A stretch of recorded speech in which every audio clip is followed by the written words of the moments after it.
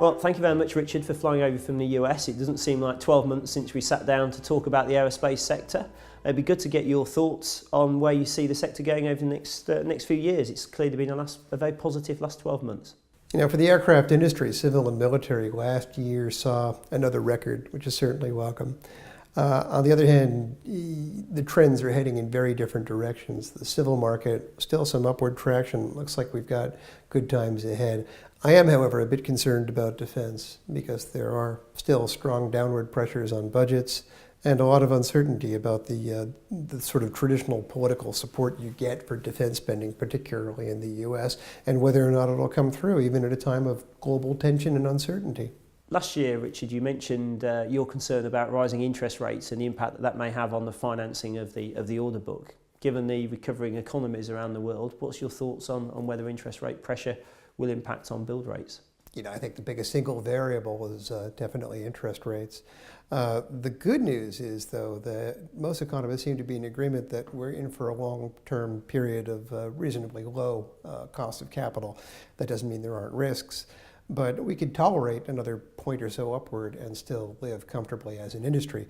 The real danger is going back to the early 80s and those sort of terrible interest rates that really hobbled jetliner orders. You know, there are a lot of key variables. As a matter of fact, you know, you've seen the persistence of export credit agency funding to help stabilize interest rates, keep them down. So obviously there are some economically sensitive folks out there. And at the end of the day, we're trying to achieve even new highs of jetliner output. That definitely depends upon keeping cash as cheap as possible. I think the worst case scenario is that we have to make do with the current very high plateau we're on. It's just interesting that what we're seeing at the moment, or certainly from my perspective, is a lot of cost pressure in the supply chain, which is coming down from the airlines, coming down from the engine manufacturers. And I just wonder how much those order books, which are obviously marked up at full ship set value, have been heavily discounted, particularly in order to keep the single R programs going. You know, the dirty secret right now among the OEMs is that they want to keep output rising to even record levels. I mean, we spent the last 10 years in aggregate growing at over 10% per year, and they're not satisfied with that. Now, to keep doing that, they have to discount, especially since there are new generations of planes coming. And to keep discounting, that of course means more pressure on the supply chain. And how do you think, do you see therefore there is a risk that there will be failure in the supply chain?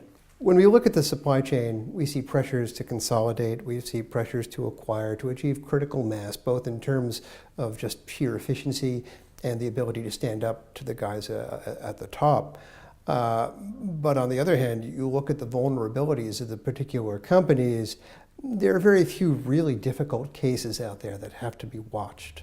Right now, you've got the primes and the suppliers kind of working at cross purposes. On the one hand, the suppliers feel they need to consolidate and merge and achieve critical mass and get better margins and have the ability to negotiate with the primes from a better position. On the other hand, frankly, the primes want them weaker. So even though everyone says, well, a healthy supply base is in their interest, the reality is that you don't want very large companies that are going to have more pricing power. Instead, you want people that you can pressure who are kind of vulnerable. So a topic close to my heart, which is mergers and acquisitions, and there's been talk for a number of years around consolidation of the supply chain, and we've seen it in the UK with a number of US players coming into the UK. But do you see any real sort of global mega deals in the supply chain? You know, this industry has gotten a lot more fragmented, largely due to outsourcing, largely due to industrial partnerships and whatever else. Smaller companies are now more important. And that's where the greatest potential for M&A is moving forward. There's a lot of importance placed on the Far Eastern developing economy airlines and the degree to which they're underpinning the order backlogs. What's your thought on any structural change within those businesses and the strength of them to effectively deliver on their order commitments? You look at the aggregate numbers for world and even regional demand, they're solid, and I feel comfortable with them relative to deliveries right now. But you look at some of the more, shall we say, optimistic numbers thrown out there on a regional basis, and there's grounds for concern. You've got the individual markets that have quite a bit of double counting in them, frankly. You've got legacy folks that are counting on their share of the market, the emerging low-cost carriers booking very large orders so they can take over that legacy part of the market, and both of them talking about, well, if this doesn't work out, maybe we'll get into leasing jets or something like that. This is kind of a recipe for potential overcapacity if all of these grandiose commitments are actually executed.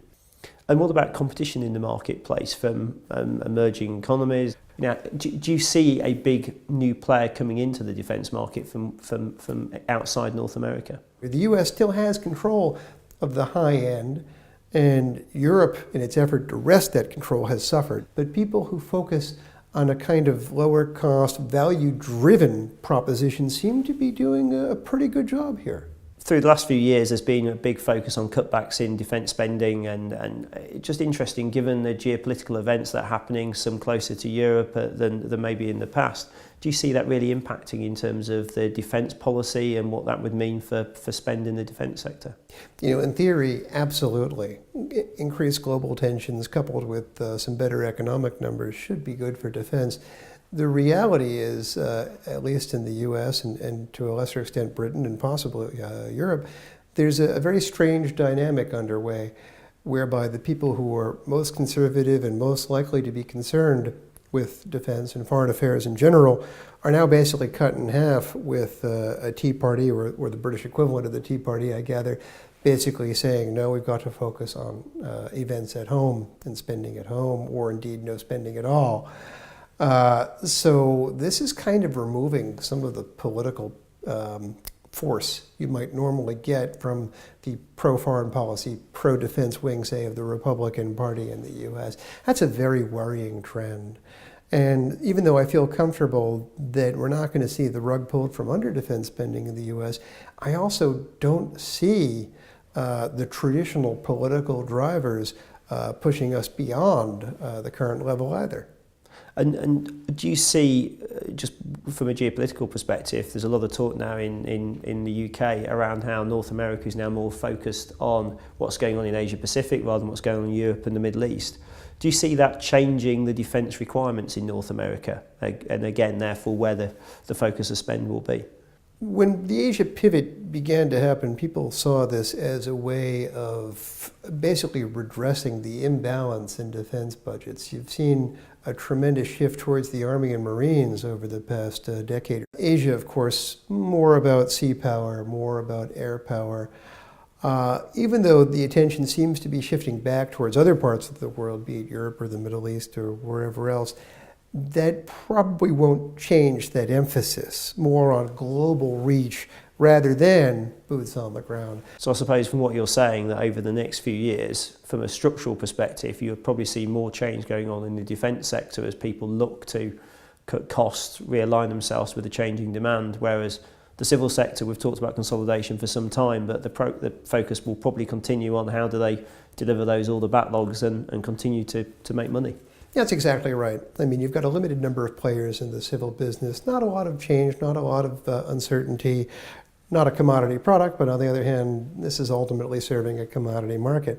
Defense, both in terms of players and technologies and the composition of defense spend and the politically driven direction of defense spending, all of these things are very much up in the air right now.